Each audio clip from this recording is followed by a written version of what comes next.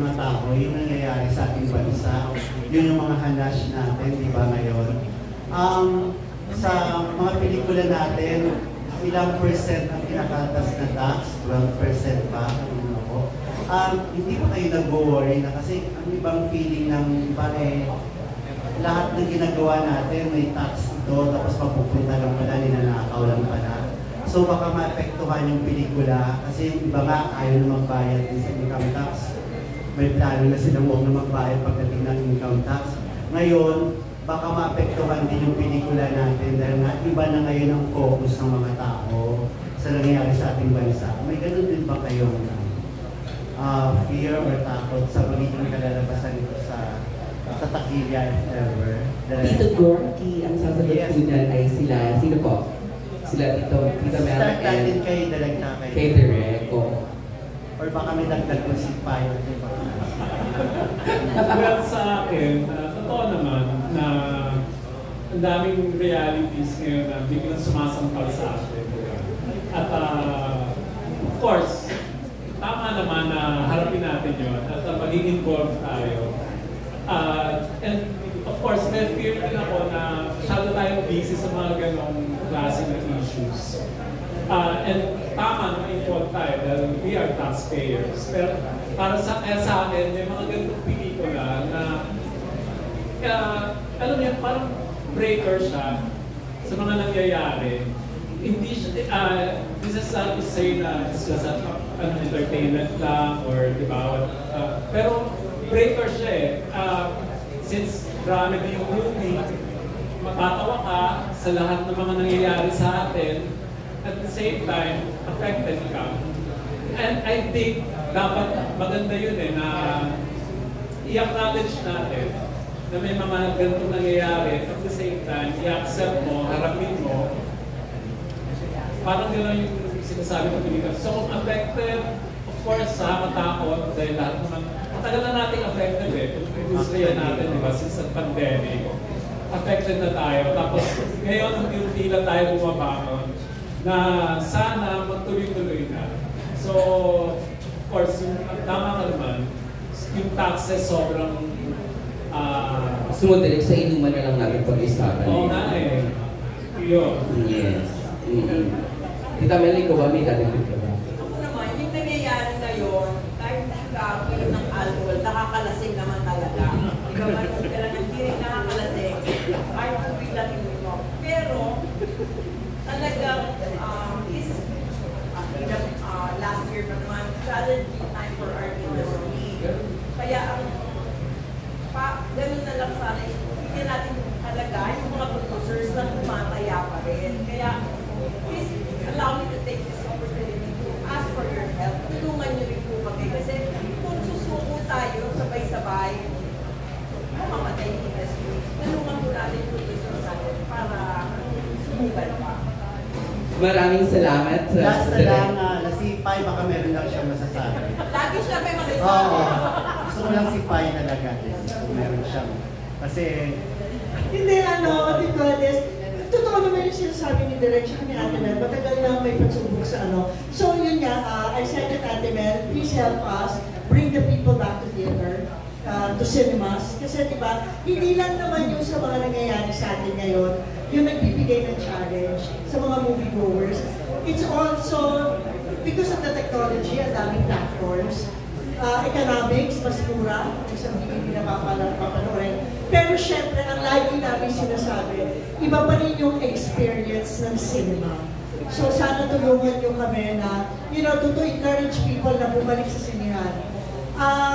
Pangalawa, marami tayong challenges ngayon. Siguro talaga ngayon, siguro kasi ngayon nararamdaman ng tao yung hirap sa buhay. Kaya hindi na maiwasan kundi mag-express. But sana lang,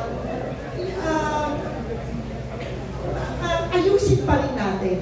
Huwag tayo sana umabot sa hindi na tayo magbayad ng tax. Huwag natin gawin yung ginagawa nila. Yung iayos pa rin natin, pero ipakita natin yung sama ng loob natin, yung frustration natin, yung galit natin. Tulungan natin yung dapat tulungan. Tapos it really starts with us. Sa atin talaga, minsan talaga yung disiplina,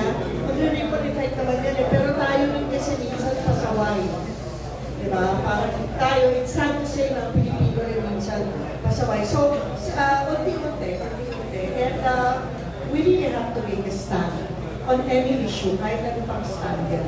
Kasi kung mananahimik ka, doon mamamatay yung, paano natin mapaglalaban yung bansa naman natin. Thank you, Ms. Pai. Thank you, Tito Gorky. Ayan. O, susunod. Ate Janice, ikaw dapat ang susunod. Pero okay lang daw po ba mag-one question lang si Kuya Alwin? Okay, Kuya Alwin po muna tayo. May microphone po tayo. Makikisunin lang po ako ng mga. And thank you, Ate. Salamat. Thank you, Kuya Alwin. Request lang po, sorry po, may gaganap pong press con. Medyo malakas po, mas malakas po ang ingay sa likod. Pasensya na po. Thank you po. Just one question for us. Hindi ko alam na kayo sumagot kasi wala may alak. Parang hindi ko pa na-check. Yung lakas sa akin, sorry. Naniniwala na kayo sa matandang kasabihan na pag may alak, may bala. May balak magkwento, may balak mag-release, may balak Balak lumandi, may balak matulog, balak magpulutan, maraming balak. May balak, alam ko yung balak talaga. Next day. Okay? Marami pang ano eh. Oo, totoo yun. Di ba nga no, Miss Pai? Diretso na. Diba? Taizan. Ay, Cyril. Cyril muna, Cyril. Ako parang, hindi naman po. Parang, minsan may mga umiinom naman talaga po para lang ma-refresh yung utang nila. Ay, oo naman. So, feeling ko hindi na salita. Hindi, feeling ko hindi na ka ba? Parang hindi. Hindi siya naniniwala. Batas kasi siya. Bata? Ano bata? Ay, Sad. Si Jan. Bata sa outfit? Grabe ko yan, nakakatakot din. May alak yung bala. May alak. Basta may alak. Oo, naniniwala ako dun. Pero kasi,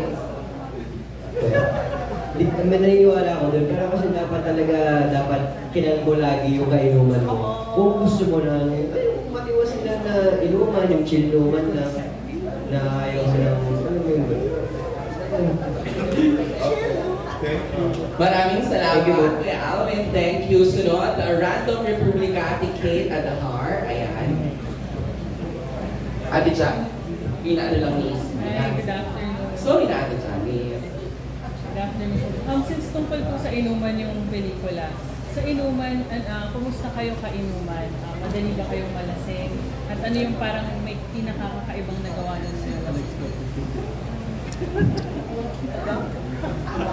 Hindi ba sa akin, okay uminom, basta drink responsibly.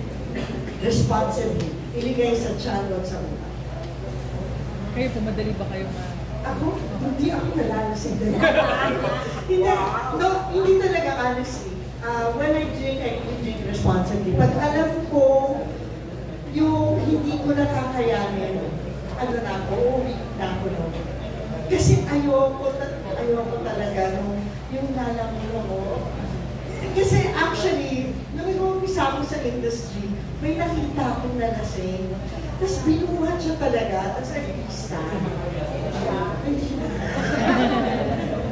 Tapos, sabi ko, oh my God, hindi mangyayari sa akin na kasi hindi talaga maganda. So ngayon, pag ako, ano lang, yung maabot na sa ano. May pang-uwi. Ang nandun ka na po. Oo, dapat Yun ang tawag, may pang-uwi pa, Miss Anne. Oo, ganun ba yun? Oo. Yung hindi mo yung ububos, dapat meron ka pang pang-uwi. Oo, hindi mo ubusin yun. JC daw. Ako ako yung celebratory drinker. Lagi akong masaya, lagi akong tawa-tawa, nakikinig. Natawag na nga ako ng misis ko na lagi akong may kliyente tuwing lasing. Lagi akong may kausap dito, tapos heart-to-heart talk right away. Tapos may kausap na heart-to-heart talk na naman.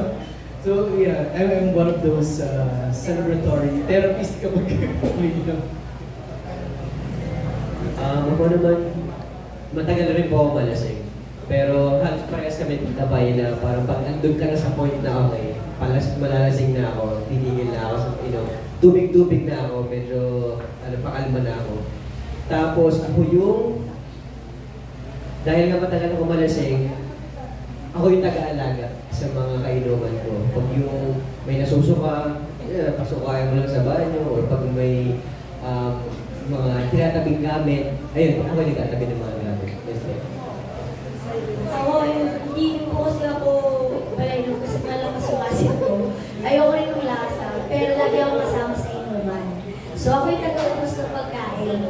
yung taga-uwi, taga-alaga, taga-atin, taga-sama sa CR, taga-hawak ng mga susunod. Ganun. Pero kapag umiinom po ako, madalas siguro sa bahay lang or sa kwarto ng kaibigan, ng family, gusto ko independent. So yun, palatawa po ako pag pinakaman. Tawa ng tawa or umiyak. Thank you. And Cyril, kumusta yung sampal ni Miss Pao? Ayun po, yung mas malakas po yung tama nun kesa sa clear sheet. Hindi naman. Ano yung Opo, saan ka ba? sino na play? Dalawa. Direct kayo po. Ako lasing ka yung naramdaman. After po nung isa, hindi ko na naramdaman yung dito. So, Hindi, joke lang po. Isa lang po talaga na. pero tama naman yung... Isa lang po talaga inaalala. Eh gusto mo rin, anak natin. Hindi mo naramdaman eh. Okay na, masaya na ako. And thank you for my last question. Kasi nabanggit sa press release na parang more than the shots, nandun yung, ang na-serve doon yung moment nyo na mag-feel na you're seen, you're valued, or doon sa grupo. Sa showbiz po, kailan nyo parang na-feel na you're seen, you're valued in your for the class?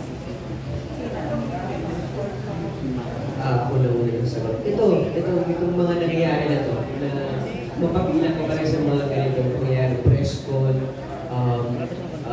makuha sa isang show, parang doon parang, nasagot nila na ako, nakita nila ako, visible ako sa kanila, sa attention nila, sa oras nila, na parang, okay, parang kahit hindi naman tipong malaki yung proyekto, basta mapabilang ka pa rin doon, nandun ka sa show, okay na yun, nakikita ka na ng mga tao.